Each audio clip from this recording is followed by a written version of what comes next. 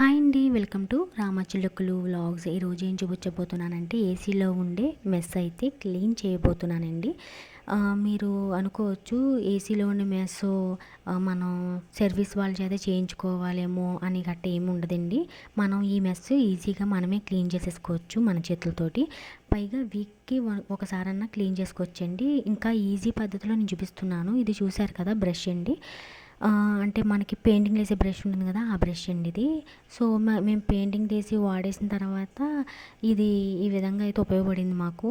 పైగా మేము వాటర్ కొట్టడం వల్ల కొన్ని ప్రాబ్లమ్స్ అయితే ఉన్నాయండి. వాటర్ కొట్టడం వల్ల ఏమవుతుందంటే చాలా మట్టికి క్లీన్ అవుతుందండి, చాలా బాగా క్లీన్ అవుతుంది, నేను కాదనను. కానీ దాని తర్వాత ఈ వాటర్ అనేది దాని మీద ఉండడం వల్ల ఆరిపోయిన తర్వాత డస్ట్ ఎక్కువ పట్టేసి ఇంకా నలుపు వచ్చేసి ఆ నలుపు వల్ల ఇంకా ఎక్కువగా మనకి ఎయిర్ అనేది ఫ్రెష్ ఎయిర్ అయితే రాదండి.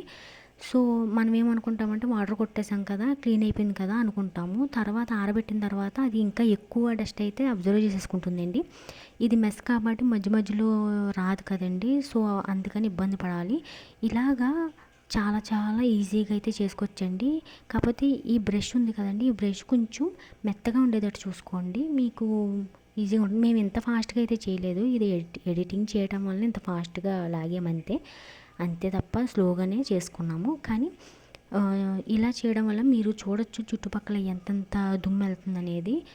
అంతేకాదు మేము మీకు దానికి దీనికి డిఫరెన్స్ అయితే చూపిస్తున్నాను చూడండి. చూసారు అది కదా, అది కుడివైపున ఉన్నదేమో బాగా డస్టీగా ఉంది, ఎడమవైపున ఉన్నదేమో నార్మల్గా ఉంది. చూసారు కదా రెండింటికి డిఫరెన్స్ ఎంత చేంజ్ అయ్యిందో. మనం అది ఎడమవైపున ఉన్నదేమో క్లీన్ చేసామండి, కుడివైపున ఉన్నదేమో